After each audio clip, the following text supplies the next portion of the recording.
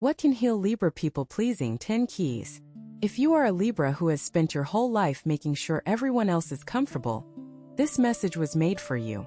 Not for the version of you that smiles through exhaustion, not for the version that says yes when every fiber of your being is screaming no, but for the real you, the one underneath all that accommodation, the one who is tired of disappearing so that others can feel important. People-pleasing is not a personality trait, Libra.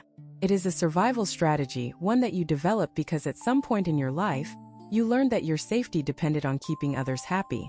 But you are safe now. And today we are going to walk through 10 keys that can begin to heal this pattern. Not by making you cold or selfish, but by helping you become whole.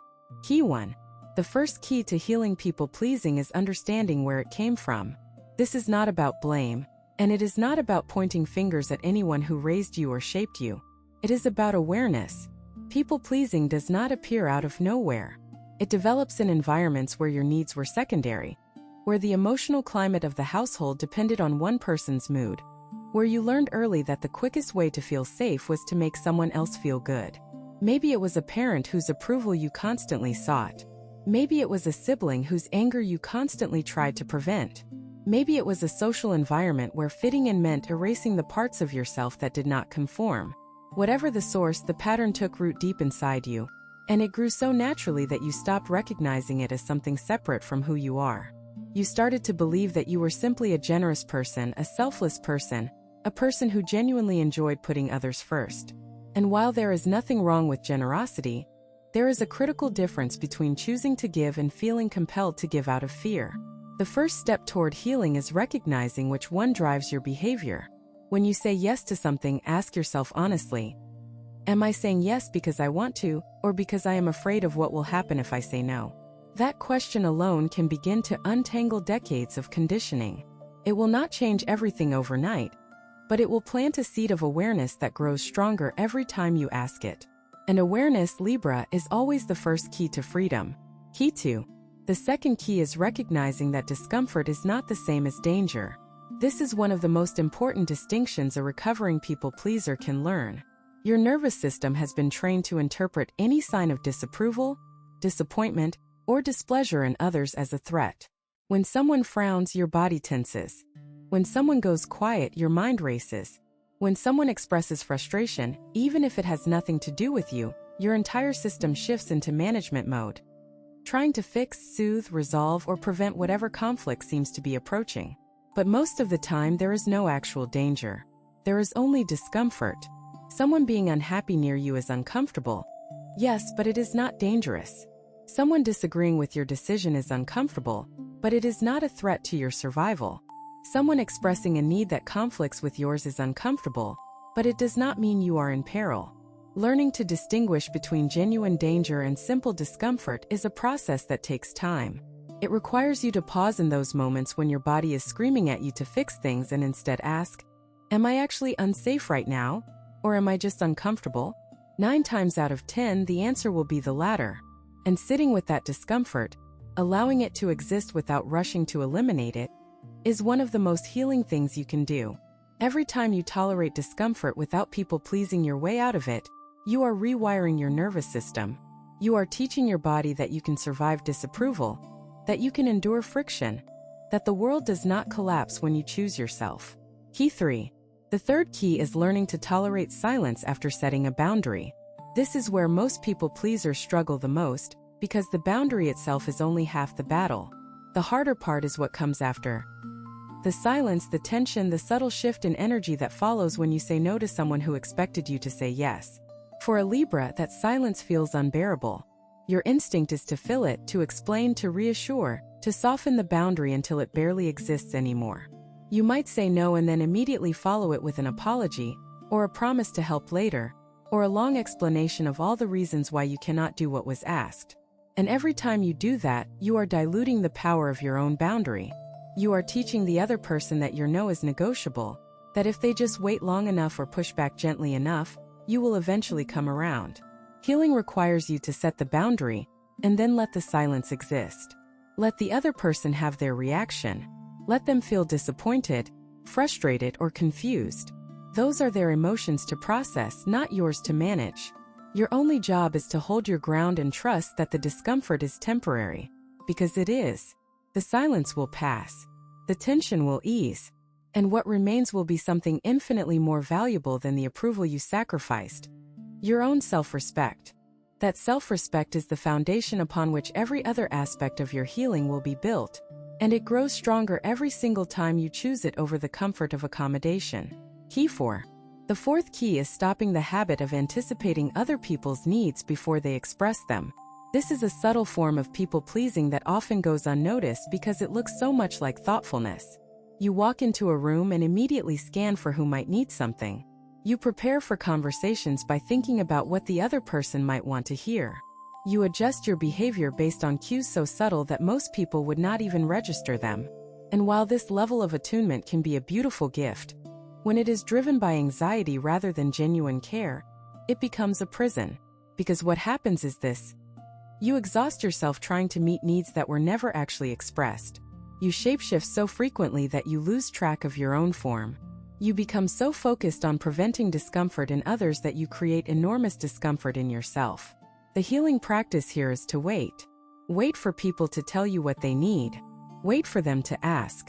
Wait for them to express their desires rather than guessing, and then trying to fulfill those guesses before anyone even speaks. This feels terrifying at first, because your conditioning tells you that if you do not anticipate and prevent, something bad will happen. But what actually happens is that people learn to communicate more directly with you. They learn that you are not going to read their mind, and so they use their words. And you learn that your value does not depend on your ability to predict and prevent. It depends on your willingness to show up authentically, which is something far more sustainable and far more rewarding. If what you're hearing feels accurate, imagine what could happen if you applied this energy intentionally for 21 consecutive days. That's exactly what the 21-day program in the pinned comment is built for. Daily guidance, focused direction, and real momentum. If you're tired of staying in the same cycle, this is your structure. Key 5. The fifth key is grieving the relationships that cannot survive your healing. This is the part of the journey that no one warns you about, and it is the part that hurts the most. Because when you stop people-pleasing, when you start setting boundaries and honoring your own needs, some relationships will not survive the transition. Not because those relationships were bad, necessarily, but because they were built on a dynamic that required your submission. They were built on the unspoken agreement that you would always be the one to accommodate, to adjust, to sacrifice. And when you change the terms of that agreement, some people will not be able or willing to adapt. Friends who loved your availability will feel abandoned when you are no longer always available. Family members who relied on your compliance will feel betrayed when you start saying no. Partners who appreciated your flexibility will feel threatened when you develop a backbone. And losing those connections, even when you know it is necessary, even when you understand intellectually that they were not serving you, still hurts. It hurts deeply, because Libra does not let go easily, and every loss feels like a failure of your relational gifts. But this grief is sacred. It is the price of your freedom, and it deserves to be honored rather than rushed through or pushed aside. Let yourself mourn the relationships that could not make the journey with you. Let yourself feel the sadness without letting it pull you back into old patterns. And trust that the space left behind by those departures will eventually be filled by connections that can hold all of you, not just the parts that are easy to love. Key 6. The sixth key is developing a relationship with your own anger. For most of your life, you have treated anger like a dangerous substance, something to be contained, suppressed, and hidden from view. Libra is supposed to be balanced, harmonious, graceful, and anger does not fit that image. So you swallowed it. You swallowed it when people took advantage of your kindness. You swallowed it when your boundaries were ignored. You swallowed it when you were overlooked, undervalued, and taken for granted. And every time you swallowed it, it did not disappear. It settled deeper into your body, accumulating layer by layer until it became something else entirely. Exhaustion, resentment, passive aggression, anxiety, even physical illness. The healing of people-pleasing requires you to develop a new relationship with this emotion. Not to become an angry person, not to lash out at everyone who has ever wronged you, but to acknowledge that anger is a natural, healthy response to being mistreated. It is a signal from your body that a boundary has been crossed, that something is not right, that you deserve better than what you are receiving.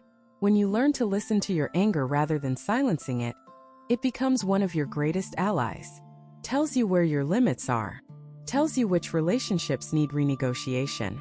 Tells you when you are giving more than you can afford. And most importantly, it tells you that you matter. Because you would not feel angry if you did not believe somewhere deep inside that you deserve to be treated with respect. Key 7. The 7th key is releasing the belief that your worth is measured by your usefulness. This is perhaps the deepest root of people-pleasing in Libra, the belief that has been operating beneath the surface for so long that it feels like an immovable truth. Somewhere along the way you concluded that your value to others, and therefore your value as a human being, was directly tied to what you could do for them. If you could help, you mattered.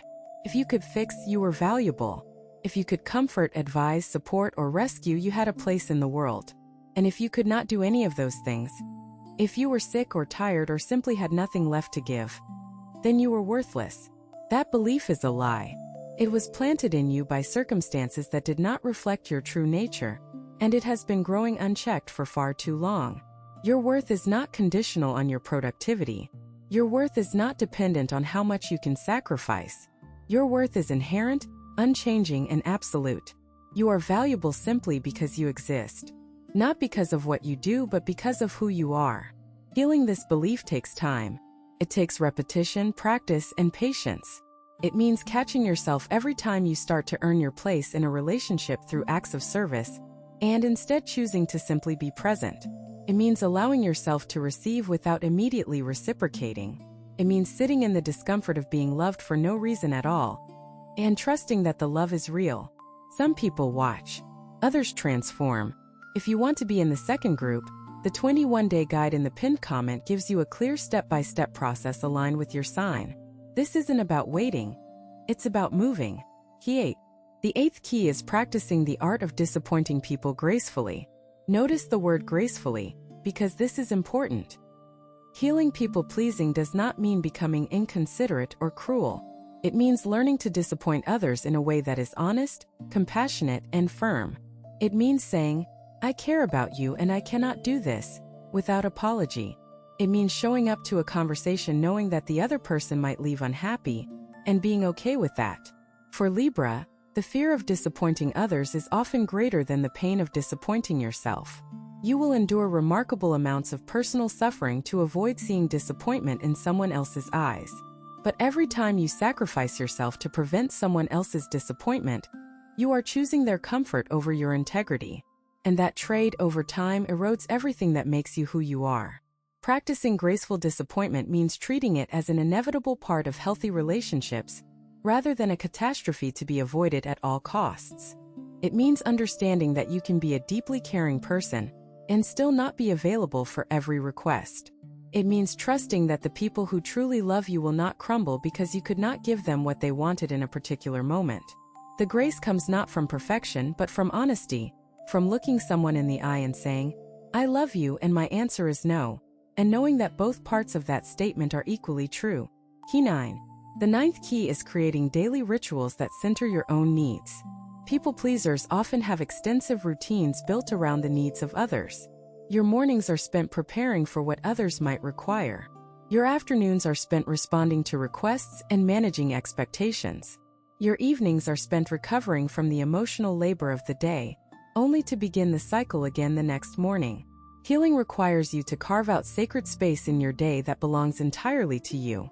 Not time that is left over after everyone else has been attended to, but time that is claimed first before anything else. This might look like a morning walk where you do not check your phone. It might look like an evening hour where you close your door and do something that nourishes only you. Reading, drawing, sitting in silence, listening to music that moves your soul. It might look like a weekly commitment to an activity that has no practical purpose and serves no one but yourself. The difference is that each time you circle back, you do so with more awareness, more tools, more compassion for yourself. The version of you that people pleases today is not the same version that people pleased 5 years ago. Even if the behavior looks similar on the surface, the consciousness behind it has shifted. You are no longer acting from a place of complete unawareness. You are acting from a place of recognition, and that recognition is what will eventually allow you to choose differently. Be patient with yourself, Libra. This healing is the work of a lifetime, And you are doing it beautifully. Not perfectly, because perfection was never the goal, but beautifully, with courage and grace and a willingness to keep showing up for yourself, even when it feels impossibly hard. And so here you are, holding these 10 keys in your hands, each one a doorway to a version of yourself that has been waiting patiently to emerge. The people-pleasing pattern that has shaped your life for so long is not your identity. It is a coat you put on when you were too young to choose your own wardrobe, and now finally you are old enough, wise enough, and brave enough to take it off. Underneath that coat is a person of extraordinary depth, beauty, and power. A person who can love others without losing themselves. A person who can create harmony without sacrificing their own song. A person who understands at last that the most meaningful act of kindness is the one you direct inward. You are not abandoning anyone by healing.